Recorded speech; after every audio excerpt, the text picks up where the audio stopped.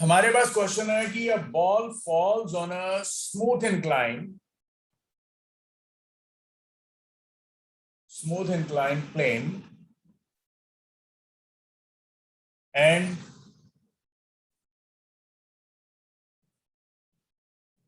after collision it becomes horizontal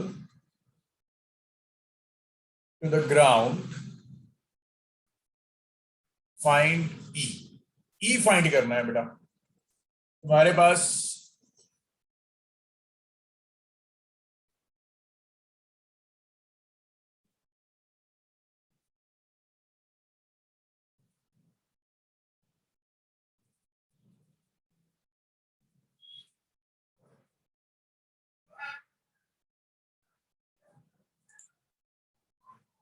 ये रहेगा, बताइए कैसे करेंगे इसको सॉल्व। बहुत सिंपल क्वेश्चन है। देखो तुम्हारे पास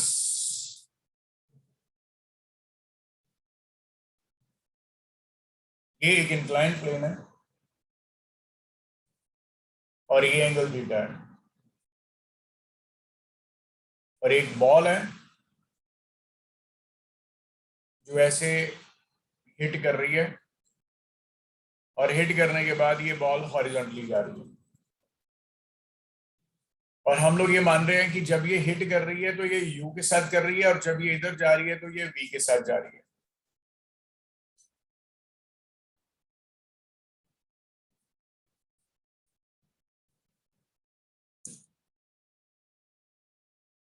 बताओ बच्चों।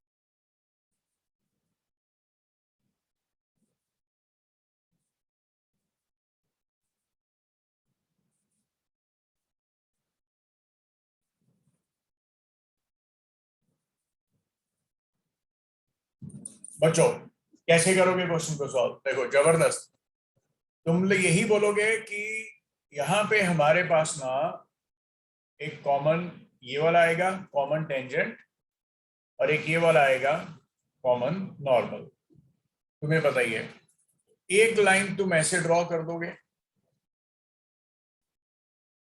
जो कि इंक्लाइंड प्लेन के पैरेलल है और एक इसके परपेंडिकुलर ड्रॉ कर दोगे, तुम्हें पता ही है। और नो डाउट ये एंगल तो थीटा है। अब तुम क्या करोगे, तुम बोलोगे कि ये जब इधर को आके ऐसे आ रहा है तो ये यू के साथ गया और जब ये बेटा इस तरफ गया तो इसका स्पीड कितना हो गया v, और ये वाला एंगल तुम्हें दे रखा है थीटा। और अगर ये एंगल थीटा है बेटे तो ये वाला एंगल भी थीटा है और ये एंगल थीटा आएगा और ये वाला एंगल थीटा आएगा। अब u का कंपोनेंट देखोगे तो क्या आएगा, u का कंपोनेंट इधर आ जाएगा बेटे u cos थीटा और अलोंग द प्लेन कितना आ जाएगा u sin थीटा। v का कंपोनेंट कितना आ जाएगा इस तरफ v sin थीटा और इस तरफ कितना आ जाएगा v cos थीटा, है ना। तुम्हें पता ही है बेटा, अब तुम बहुत बार बता चुके हैं। तुम क्या करोगे, तुम बोलोगे सर कॉमन टेंजेंट के क्रॉस हम लिखेंगे u sin theta is equal to v cos theta और कॉमन नॉर्मल के क्रॉस लिखेंगे e is equal to v sin theta by u cos theta, v sin theta by u cos theta. ठीक है, अब यहां से तुम v बाय u का वैल्यू निकाल दो, v by u is tan theta, तो दिस इंप्लाइज v का वैल्यू ये भी tan थीटा ही हो गया बेटे और ये v by u is nothing but tan theta, तो ये tan square theta, tan square theta. tan square theta.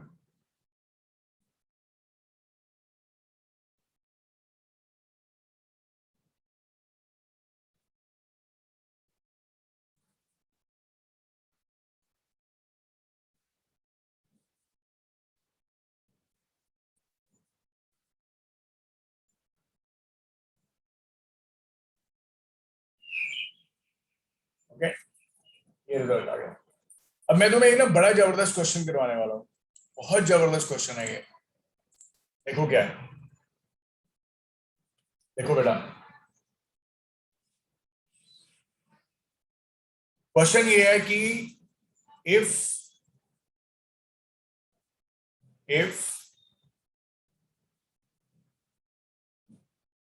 the collision of the block and the smooth incline at B is inelastic,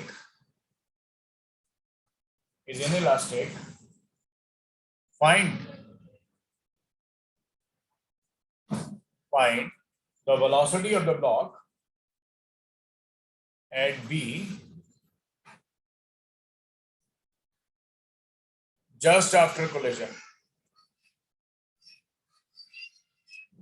Just after the collision. Just after collision बताओ क्या रहेगा। तो मेरा ये diagram बच्चे ऐसे दे रखा है, ये वाला ऐसे, ये इधर ऐसे और ऐसे। बड़ा जबरदस्त क्वेश्चन है। मतलब ये वाला एंगल तुम्हारे पास 30 डिग्री है और ये वाला एंगल तुम्हारे पास 60 डिग्री है, और यहां से एक ब्लॉक रखा तूने जो कि ऐसे स्लाइड कर रहा है, और ये पॉइंट ए है और ये पॉइंट बी है, क्योंकि जैसे ये ब्लॉक इधर आएगा तो ये आगे हिट करेगा इसको, तुम्हें पता लग ही रहा होगा, ये हिट करेगा और फिर बाद में ऐसे ये स्लाइड करेगा, और ये स्मूथ इंक्लाइन प्लेन है, इसको याद रखो, ठीक है। यहां पे आके हिट करेगा फिर एकदम से चलाएगा, पर ये 60 डिग्री है, ये 30 डिग्री है। अब तुम्हें ये दे रखा है बच्चे कि जहां से ये गिर रहा है ये 3 मीटर है, और ये 60 डिग्री दे रखा है तुमने को,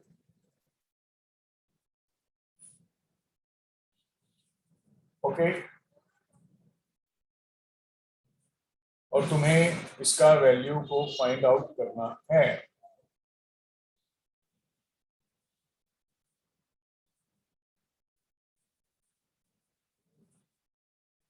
तुम्हें इसका वैल्यू फाइंड आउट करना है कि ये कितना रहेगा। तुम्हें ये वाला 3 स्क्वायर रूट 3 दे रखा है, ये 3 स्क्वायर रूट 3 है, और अगर ये 3 है बेटे तो ऑब्वियस ही बात है tan 60 के हिसाब से देखोगे तो ये स्क्वायर रूट 3 आ जाएगा, ठीक है। अब तुम्हें इस क्वेश्चन को देखना है, बड़ा जबरदस्त क्वेश्चन है, बहुत बढ़िया क्वेश्चन है, बहुत बढ़िया क्वेश्चन है। तो इसमें तो एक चीज तुम ध्यान से ये देखो बेटा, ये ना इसको लिफ्ट नहीं कर रहा है, मतलब इसका जो, जब ये इधर आगे ऐसे इधर आएगा इधर आएगा तो ये जंप नहीं कर रहा है ऐसे करके, ये उड़ जाएगा, उड़ता नहीं है। मतलब इस लाइन के अलोंग, परपेंडिकुलर के अलोंग इसका वेलोसिटी 0 ही है, हवा में नहीं आया, it remained in contact with the surface.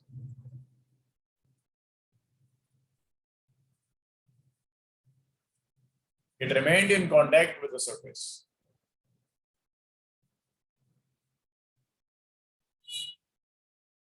It remained in contact with the surface. वो सरफेस के साथ कांटेक्ट में ही है, मतलब ये चीज है तुम्हारे लिए जबरदस्त, तो तुम इसमें समझ सकते हो, देख सकते हो, कर सकते हो। देखिए अब हम लोग इसको कैसे समझ सकते हैं, ये देखो देखो अब इसको समझने के लिए तुम्हें थोड़ा सा समझ बढ़ानी पड़ेगी, और मेरे को पता है आप समझदार बच्चे हो। तो देखो एक बार, ये ए है, ये बी है, इसका नाम तुम डी लिखो क्योंकि ये सी था। तो तुम पहले ए डी बी ट्राइंगल पे फोकस करना बेटा, मेरे साथ साथ करते जाना ये चीज, ठीक है? फिर तुम्हें अच्छा लगेगा, शायद हंसी भी आएगी कि हमारी जिंदगी में क्या चल रहा है, ठीक है? तो ये तुम्हारे पास ना ऐसे, ये एक ब्लॉक है जो ए लोकेशन पे है और ये ऐसे स्लाइड कर रहा है, ये ऐसे स्लाइड कर रहा है। और मान लो क्योंकि इनिशियल वेलोसिटी इसकी 0 है, और जैसे ये यहां पे पहुंचा एकदम से, तो इसका स्पीड u आ गया यहां पे, just just before just after, ठीक है? b से जैसे ये b पे पहुंचा जस्ट, तो इसका स्पीड u आ गया। अब तुम ध्यान से देखना, ये एंगल तुम्हारे पास बेटा 60 डिग्री है। जब तुम इसको ऐसे एक्सटेंड कर दोगे, ठीक है, जब तुम इसको ऐसे एक्सटेंड कर दोगे, अब देखो क्योंकि इसकी टेंडेंसी तो सीधे नीचे को आने की है, अगर इसके नीचे ये इंक्लाइंड प्लेन होता तो ये सीधा ही ऐसे आता। पर अभी दिक्कत वाली बात है कि ये ऑलरेडी, अब जब ये इधर आ ही रहा है तो इसका इम्पैक्ट यहाँ पे जहां पे हो रहा है ये ऑलरेडी इस एंगल पे है। तुम यहाँ पे ये समझ पा रहे हो कि ऑलरेडी यू तो इस तरफ है ही है, पर ये थोड़ा सा इधर को है, ये वाला है ना, ये इंक्लाइंड प्लेन जो नीचे वाला, जो नीचे वाला इंक्लाइंड प्लेन है ऑलरेडी थोड़ा इस एंगल इस पे है। तो इस तरह से जब ये यू इस तरफ आ रहा है तो ये वाला एंगल जो है बेटा, ये एंगल अब 30 डिग्री हो जाएगा, ये एंगल अब 30 डिग्री हो जाएगा क्योंकि ये यू है और ये इंक्लाइंड प्लेन इधर है, तो इधर आ गया यू cos 30। और क्योंकि यहाँ पे ये लाइन ऑफ इम्पैक्ट या कॉमन नॉर्मल आएगा एक तरह से, तो ये आ जाएगा तुम्हारे पास u sin 30 just before, just before. और उसके बाद क्या हुआ, उसके बाद क्या हुआ कि जब ये जस्ट आफ्टर, जब ये यहां पे आ गया तो नीचे 30 डिग्री इंक्लाइन वाला है, जो नीचे 30 डिग्री इंक्लाइन वाला है, जब ये यहाँ पे ऑलरेडी आ गया तो ये जो ब्लॉक था बेटा, ये यहां से लिफ्ट नहीं हुआ, मतलब ये ऊपर को नहीं गया, लाइन ऑफ इम्पैक्ट की तरफ नहीं गया, पर ये इधर ही आया। और no doubt along the plane इसकी स्पीड तो u cos थीटा ही रहेगी, मतलब u cos 30, पर ये इधर नहीं गया, उड़ा नहीं है, ठीक है बच्चों? I hope you have understood this concept. फिर से सुनो, दोबारा से समझा रहे हैं, कोई दिक्कत वाली बात ही नहीं है बेटा, समझ लगना चाहिए, कोई प्रॉब्लम वाली बात ही नहीं है। ये देखो, एक ये आ गया और एक तुम्हारे पास थोड़ा सा ऐसे ये आ गया। अब हुआ क्या, ये एंगल 60 है और ये एंगल 30 है, और अब यहां से एक सिस्टम ऐसे स्लाइड किया तो जस्ट बिफोर जब ये यहां पे स्लाइड किया तो ये ऐसे करके इधर कोई आना चाहता था यू स्पीड के साथ, पर क्योंकि यहाँ पे अब आ चुका है ये और यहाँ पे इम्पैक्ट हो रहा है, और जब तुम्हारे पास यहाँ पे इम्पैक्ट हो रहा है तो तुम यहाँ पे एक लाइन ऐसे ड्रॉ कर दोगे, इसका नाम रख दोगे कॉमन नॉर्मल, और एक लाइन तुम ऐसे ड्रॉ कर दोगे ये वाली, इसका नाम रखोगे कॉमन टेंजेंट, क्योंकि ये सरफेस पे इधर को आने वाला है। और मैंने तुम्हें यही बोला था कि अगर ये एंगल 30 डिग्री है, ये एंगल हमारे पास 30 डिग्री है, तो ये नो डाउट इसका एंगल बाइसेक्टर है, समझ पा रहे हो ना? ये इसका एंगल बाइसेक्टर है, ये वाला टोटल एंगल। तो जब ये टोटल एंगल 60 डिग्री आएगा, ये वाला मतलब ये 60 है तो ये मान लो ये आ गया, ठीक है। और ये टोटल एंगल है, ये 90 है, ये 30 है, ये 30 है, ये 60 है, तो ये 30 है, ये वाला। तो u के दो कंपोनेंट्स आ गए। u का कंपोनेंट इधर आ गया, u cos 30, और बेटे इस तरफ आ गया u sin 30। u का कहानी खत्म। अब v क्वेश्चन आते हैं। अब v की बात करते हैं। अब हमें पता है कि जैसे ही ये इधर आया कोलिजन के बाद, तो इसका स्पीड इधर को ही रहेगा, v along the plane, along the plane रहेगा। और ये इसके अराउंड इसकी वैल्यू तो ये फिक्स है, कितनी, u cos 30 है। और इस तरफ ये जंप नहीं किया, तो इस तरफ ये वेलोसिटी 0 आ गया,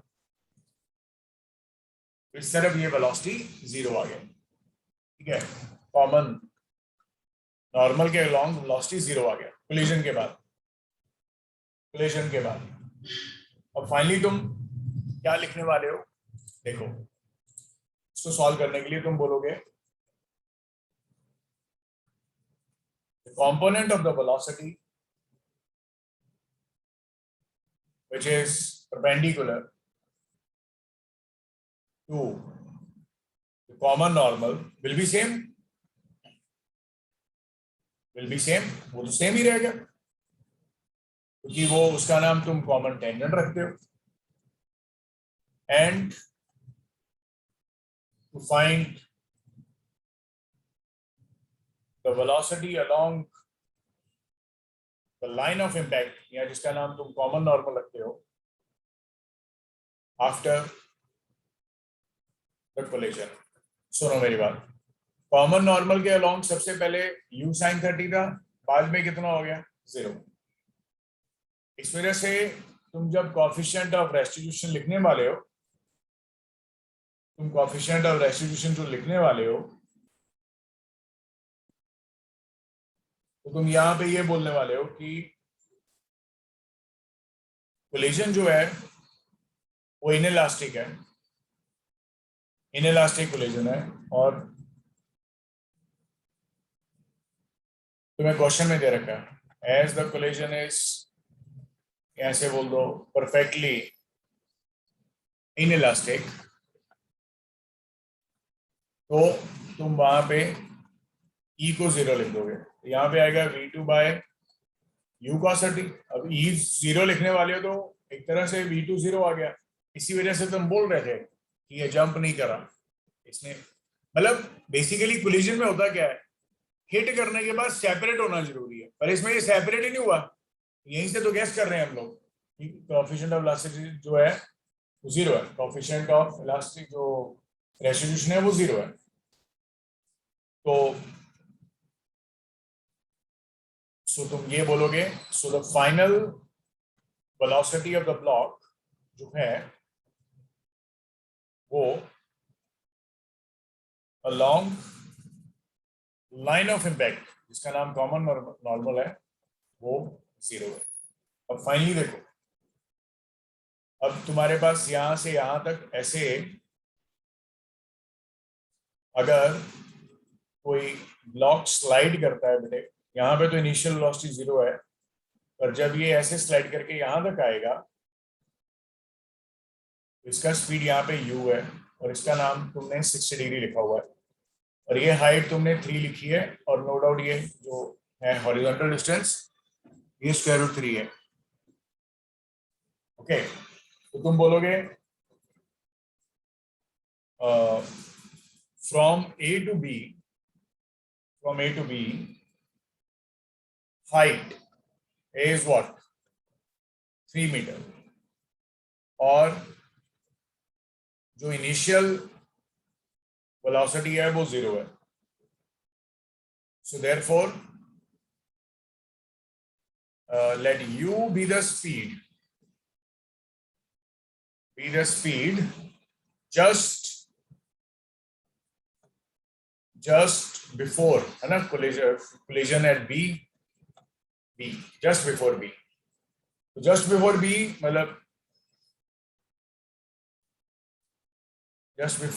मतलब तुम फॉर्मूला लगा दोगे, वही वाला फॉर्मूला ना, v square is equal to u square plus 2as। ये वेलोसिटी का नाम तुम u लिखने वाले हो, और ये u जो है ये तो 0 है क्योंकि इनिशियल वेलोसिटी 0 दे रखी है तुम्हें, प्लस 2 एक्सेलरेशन कितना है 10 और डिस्टेंस कितना है 3। तुम्हारे पास u का वैल्यू आ गया स्क्वायर रूट ऑफ 60, तो u आ गया। सो देयरफॉर हमें जो एक ही वेलोसिटी चाहिए था, velocity of the block along the incline, तुम्हें पता ही है क्योंकि तुम्हारे पास बी पॉइंट पे इधर का वेलोसिटी था u और यहाँ पे ये वाला एंगल था 30, इधर कितना आया था u cos 30। तुम बोलोगे ये आ जाएगा u cos 30, बोले तो square root of 60 into square root of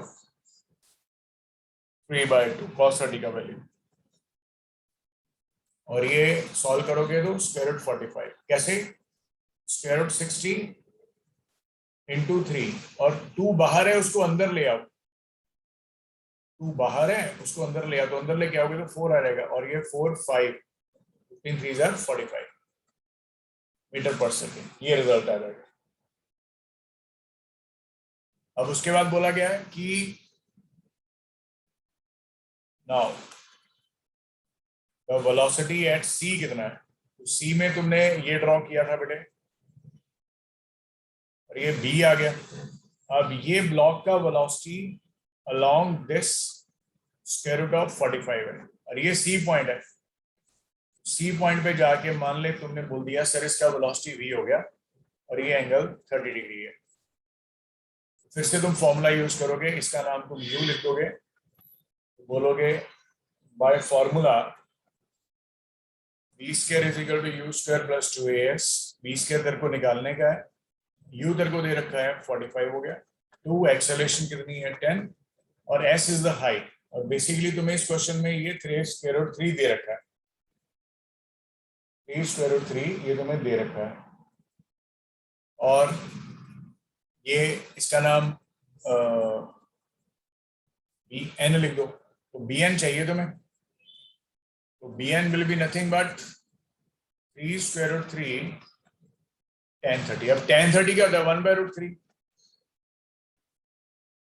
ये बेटे कट गया इसके साथ, तो 3 आ गया bn का वैल्यू, ये वाला जो तूने बनाया था यहाँ पे, ये a, ये b, ये c, ये d और ये bn, तो bn का वैल्यू तुम्हें 3 दे दिया, यहाँ से b स्क्वायर का जो वैल्यू आएगा 60 + 4 105, ये आंसर आ गया।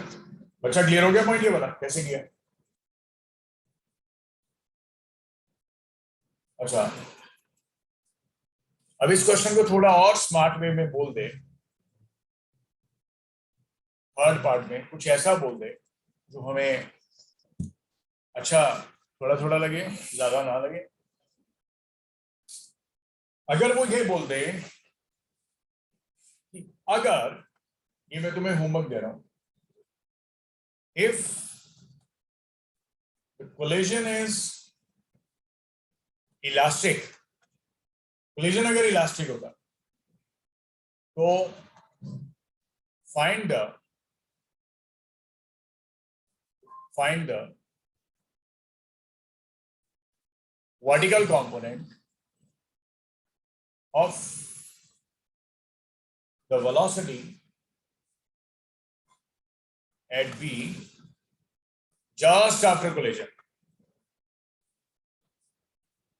चलो मैं थोड़ा समझा देता हूं, बता देता हूं, कोई टेंशन नहीं। तुम ये समझ पा रहे हो कि एक वाली लाइन तो ऐसे थी इंक्लाइंड, क्योंकि ये एंगल 60 था और ये पॉइंट बी था, और जैसे ये ब्लॉक यहां से स्लाइड किया ऐसे ऐसे करके, तो इसके पास यहां पे इस साइड पे वेलोसिटी आ गया u। अब इसके बाद क्या हुआ, अब ये इंक्लिनेशन चेंज कर गया और ये 30 डिग्री। अब हुआ क्या, अब तूने बोल दिया कि इलास्टिक कोलिजन है और ये इलास्टिक कोलिजन में E1 है। अब E का फॉर्मूला तुम्हें पता ही है क्या होता है, P2 minus V1 bye U1 minus U2। अब तुम बोल दो कि सर मेरे को इसको 1 लिखना है, इसको 2 लिखना है, तेरे को पता ही है तूने डॉट लिखना है हमेशा, तो ये एंगल तो तुम्हारे पास 30 डिग्री आ जाएगा। तो इस ब्लॉक में ये आ गया जस्ट बिफोर, यहां पे ये आ गया और ये आ गया, ऐसे तुम्हें ये ड्रॉ करना है बेसिकली, है ना, इस लाइन के परपेंडिकुलर ड्रॉ करना है। तो कॉमन टेंजेंट तो यही आएगा और ये कॉमन नॉर्मल आएगा। अब तुम्हें क्या करना है कि इसके कंपोनेंट्स लेने हैं। चलो मैं ये तुम्हें होमवर्क दे रहा हूँ, मेरे को बताना क्या रिजल्ट है इसका, ठीक है। होमवर्क दे रहा हूँ, मेरे को करके दिखाना कि क्या रिजल्ट है। ओके, आइडिया मैंने भी दे दिया, because an idea can change your life. Life changing point मैंने तुम्हें दे दिया है, लाइफ चेंजिंग पॉइंट तुम्हें दे दिया है।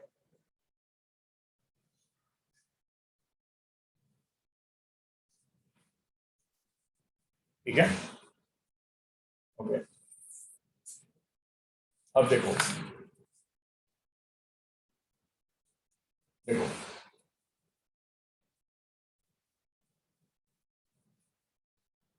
देखो एक क्वेश्चन करते हैं, एक और बहुत जबरदस्त क्वेश्चन है। Two identical particles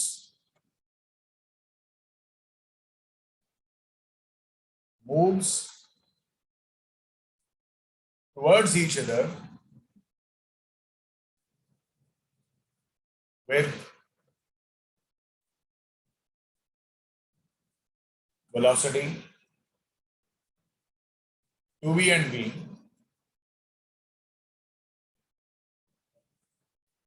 respectively, then the velocity of center of mass is, velocity of center of mass क्या आएगा, ये क्वेश्चन है। बहुत सिंपल है बेटा, ये इधर को जा रहा है, ये इधर को जा रहा है। मैंने तुम्हें पहले ही बोला है कि जब तुम velocity of centre of mass भी लिखते हो तो तुम लिखते हो m1 v1 वेक्टर फॉर्म में लिखते हो हमेशा, स्केलर फॉर्म में नहीं लिखते बेटा, m1 प्लस m2। अब इसका मास भी m तेरे को दे रखा है बेटे, इसका मास भी m दे रखा है, इसका v दे रखा है, ये 2v दे रखा है और ये v दे रखा है। Velocity of centre of mass तुम अगर लिखना भी चाहोगे तो तुम मास तो m की लिख लोगे, v1 का वैल्यू 2v लिख दोगे, और ये ऑपोजिट आ रहा है तो माइनस लिख दोगे, v लिख दोगे, by m plus m 2m आ जाएगा, और यहाँ से जबरदस्त आंसर v/2 आएगा। बस ये है कि यूं बच्चों का स्ट्रॉन्ग होता है मैथ्स, इसको कट कर देंगे, लिख देंगे sir small c is equal two by 2। ये नहीं करना बेटे, ये गंदे काम होते हैं। सेंटर ऑफ मास का वैल्यू सीधा v/2, वैसे। ओके ओके, एक और क्वेश्चन देखो जबरदस्त।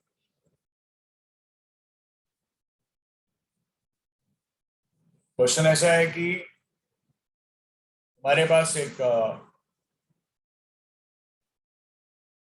क्वेश्चन है कि एक दो पर्सन है, एक यहाँ पे है, यहाँ पे है, दोनों के बीच में दूरी L है, और इसका मास m1 है, इसका मास m2 है, और m1 is greater than m2, ये तुम्हें दे रखा है। Capital M is this mass, और ये एक स्मूथ सरफेस पे रखा हुआ है इसको, और कहता है m1 and m2 interchange there positions. जो m1 और m2 है इंटरचेंज कर देते हैं पोजीशंस में। So what will B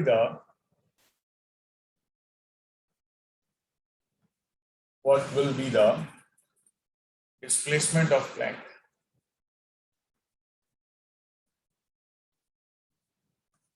Planck का डिस्प्लेसमेंट क्या रहेगा? What will be the displacement of the plane.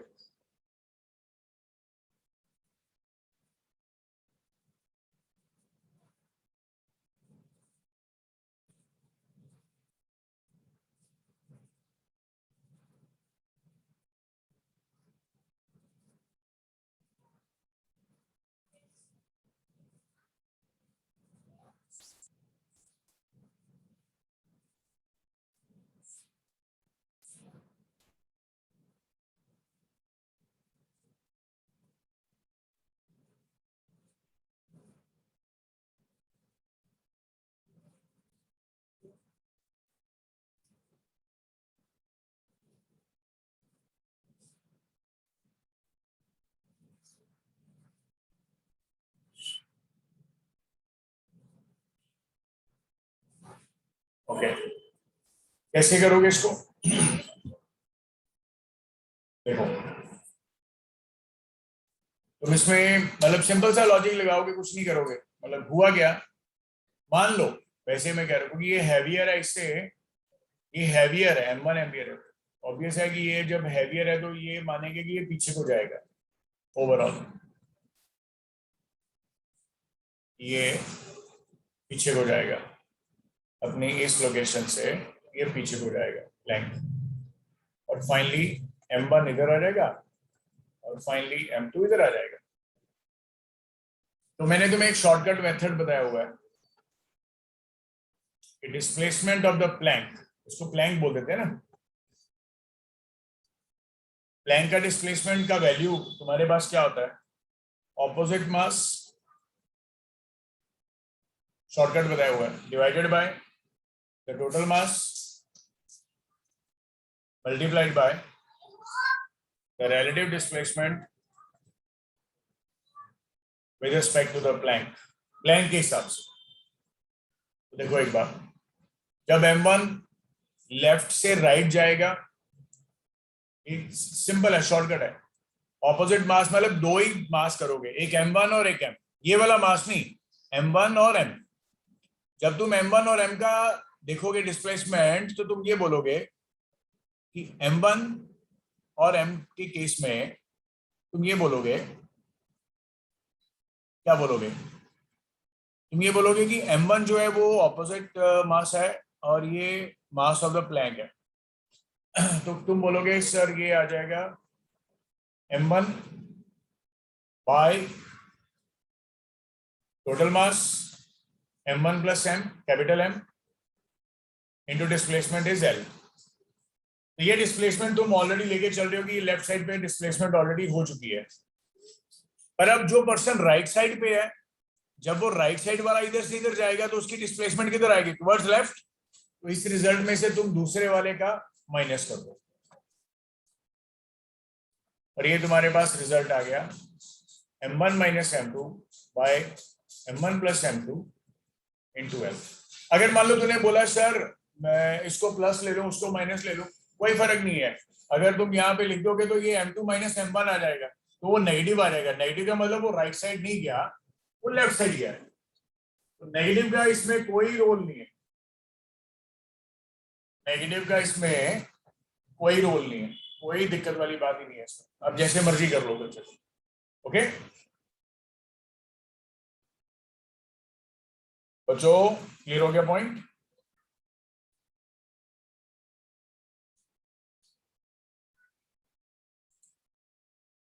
बच्चों क्लियर हो गया पॉइंट ये वाला? मतलब मतलब जब M1 मूव किया बेटा, लॉजिक बहुत सिंपल है बेटे, जब M1 मूव किया, लॉजिक बहुत सिंपल है कि जब M1 मूव किया तो मान लिया लेफ्ट साइड गया डिस्प्लेसमेंट, और जब M2 मूव किया तो मान लिया जो बॉडी है वो राइट साइड गया। तो हमें तो टोटल जो होता है वो नेट डिस्प्लेसमेंट लिखना ही है, और ये जो नेट डिस्प्लेसमेंट लिखेंगे हम लोग, उसका वैल्यू क्या रहेगा, वो बात ज्यादा जरूरी है।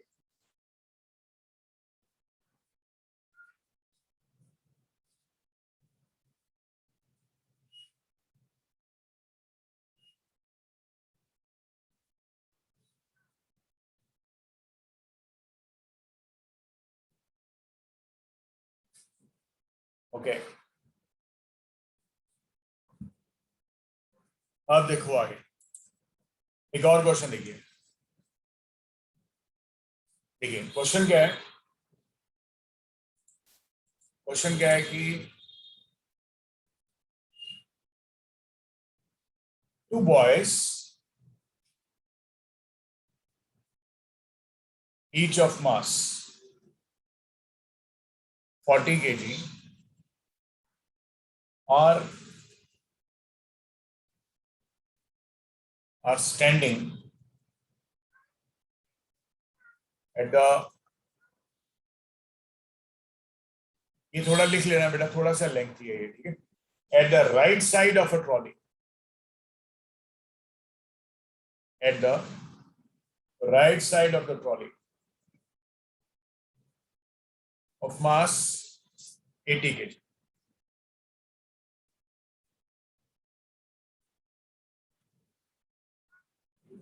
Initially at rest on a smooth floor,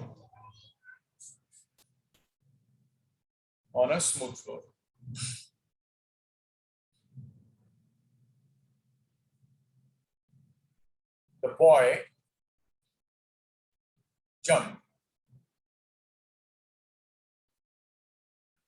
to the right, boy jump करके towards right with the velocity of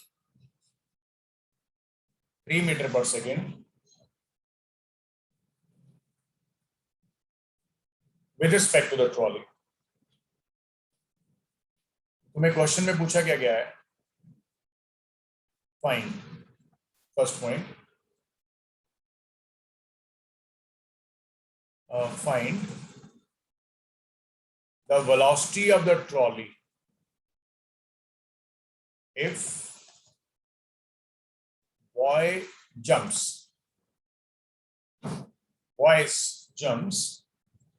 पहला पॉइंट तुम्हें दे रखा है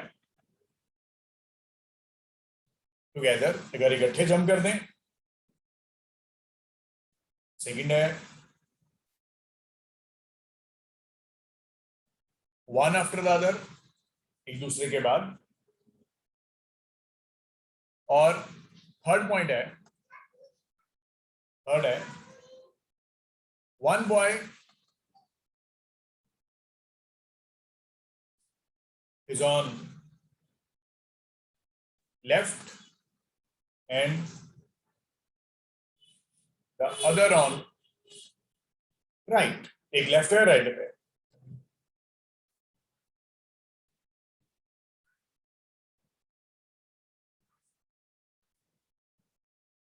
और each boy jumps with 3 meters per second with respect to the trolley. ऐसे मतलब ये चीज चल रही है, ठीक है। तो तुम्हें ये बताना है कि इसको हम लोग कैसे टैकल कर सकते हैं। तो देखिए, चलिए एक बार एक बच्चे को मैंने ये क्वेश्चन दिया था, बच्चा स्मार्ट था, वो बोला था सर फोर्थ ऑप्शन में क्या आपने क्वेश्चन और नहीं दिया। मैंने कहा कौन सा, कहते सर ये दोनों जो बॉय है ये ट्रॉली के ऊपर है, आपने बताया। मैंने कहा, कहते सर इसने इसको नहीं बोला पहले तुम जंप करो, पहले तुम जंप करो, फिर इसने इसको धक्का दिया, ये नीचे गिर गया, नीचे गिर गया। कई बार बच्चे ऐसे होते हैं जिन्होंने पूरा क्वेश्चन लिखा होता, वो दिमाग क्वेश्चन बनाने में लगा देते हैं, ठीक है।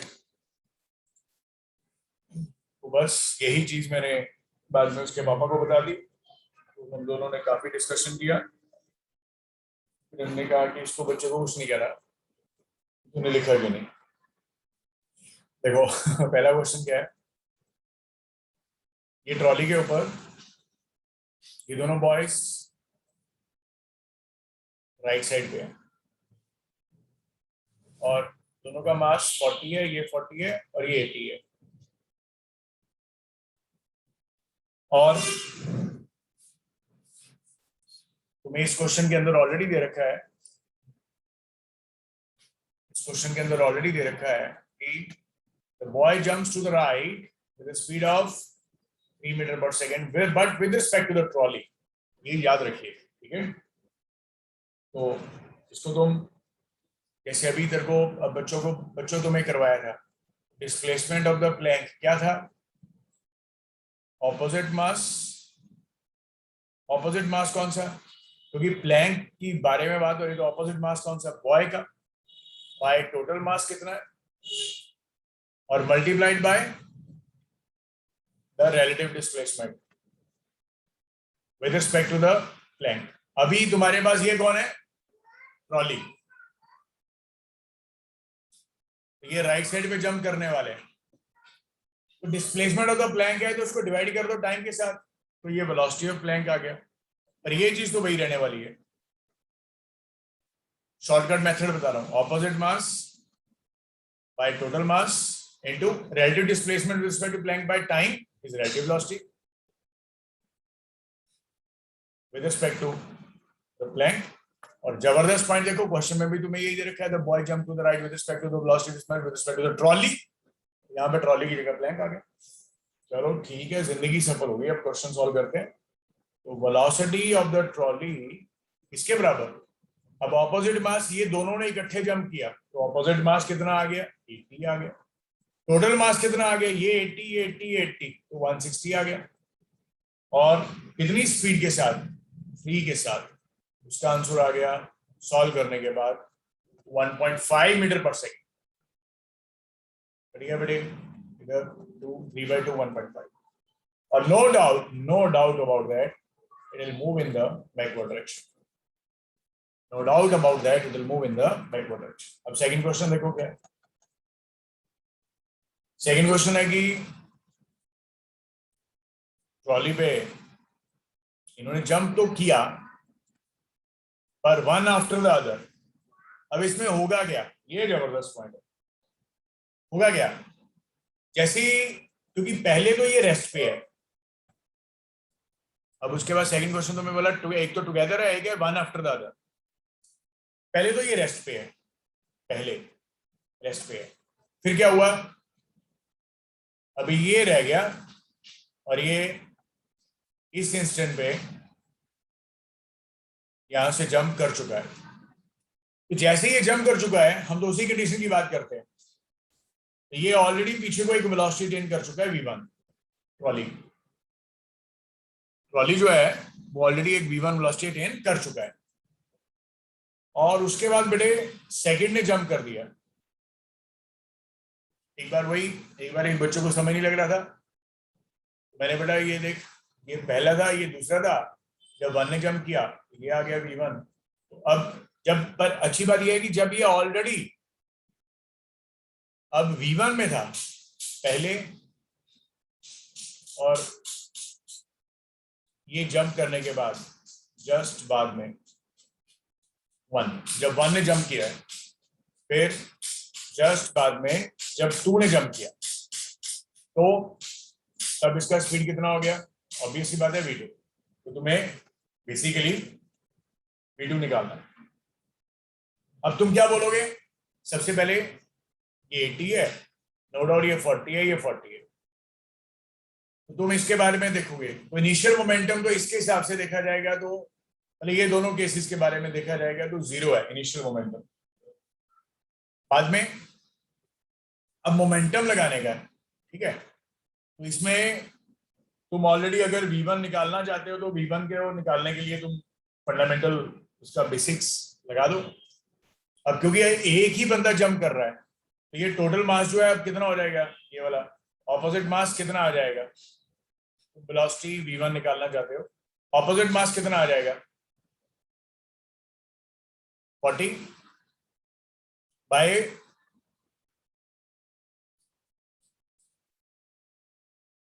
एक मिनट रुको, इसको ऐसे ना निकालो, इसमें इसको मोमेंटम कंजर्वेशन के साथ निकालते हैं। पहले इजी वाला करते हैं, ठीक है। मोमेंटम कंजर्वेशन में इनिशियल मोमेंटम तो 0 है। अब बाद में तुम्हें मैंने पहले बताया था कि मोमेंटम कंजर्वेशन हमेशा विद रिस्पेक्ट टू ग्राउंड लिखते हैं, विद रिस्पेक्ट टू ग्राउंड लिखते हैं। तो जैसे ये 40 वाले ने जंप किया टुवर्ड्स राइट, कितनी स्पीड के साथ? 3 के साथ। तो उस इंस्टेंट पे ये किधर को गया? लेफ्ट साइड गया। ये तुमने बोल दिया सर ये लेफ्ट साइड गया, और इसका स्पीड क्योंकि राइट साइड वाला पॉजिटिव लेफ्ट साइड वाला नेगेटिव, ये 3 माइनस v1 आएगा। और उसके बाद ये 80 और ये सेकंड वाला ये दोनों पीछे चले गए, लेफ्ट साइड चले गए, तो लेफ्ट साइड गया तो मोमेंटम नेगेटिव लिखेंगे, 120 into speed is what the v1, the speed is what the v1। यहां से तुम जब v1 की वैल्यू निकालने वाले हो तुम बोलोगे it is 120 is equals to 160 v1, v1 coming out to be 120 by 160 means 3/4,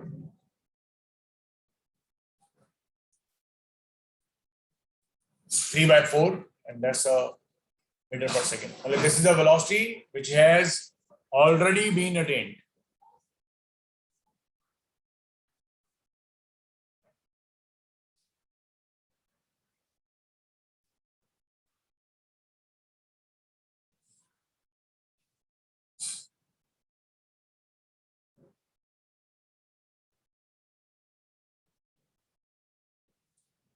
ठीक है, v1 is 3/4 मीटर पर सेकेंड।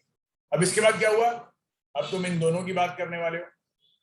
अब तुम्हारे पास ऑलरेडी लेफ्ट साइड की तरफ मोमेंटम आ चुका है ट्रॉली का, क्योंकि पहला बंदा तो गिर चुका है यहां से, अब दूसरे की बारी हो, ये ऑलरेडी लेफ्ट साइड पे जा चुका है। तो तुमने इस क्वेश्चन के अंदर राइट साइड को पॉजिटिव और लेफ्ट साइड को नेगेटिव किया है। इस तरह से इस केस में तुम्हारे पास अब इनिशियल मोमेंटम कितना आ जाएगा, 120 is the mass and 3/4 as the velocity with the negative sign। 120 as a mass क्यों, क्योंकि ये 80 और ये 40, क्योंकि अब तो ये निकल चुका है यहाँ से, v1 स्पीड अटेन हो चुकी है, v1 का वैल्यू भी निकाल चुके हैं। अब बाद में क्या हुआ, बाद में इसने जंप किया, जब इसने जंप किया तो क्या हुआ, 3 के साथ फिर से वही लिखेंगे, 40 kg मास है और 3 के साथ जंप कर रहा है, और ये जंप करने के बाद इसकी स्पीड कितनी हो रही है v2, तो ये आ गया 3 माइनस v2, और ये ऑलरेडी फिर इस तरफ जा रहा है, तो ये आ गया 80 माइनस के साथ 80 v2। इसको सॉल्व करने के बाद मैं तुम्हें सीधा आंसर बता रहा हूं, ये बेटे 1 मीटर पर सेकेंड आ जाएगा। ठीक है, ये v2 का वैल्यू आ जाएगा। अब मैं थर्ड क्वेश्चन तुम्हें होमवर्क दे रहा हूं। थर्ड क्वेश्चन कौन सा था, ये ट्रॉली इधर है, ये इधर है और ये इधर है। पहले इसने इधर को जंप किया, पहले इसने जंप किया इधर को, फिर इसने जंप किया इधर को। ठीक है, तो ये तुम मेरे को बताना कितना आंसर आएगा। और नो डाउट डायमेंशंस जो है तुम्हारे पास वही है, towards right positive and towards left negative. Is it clear?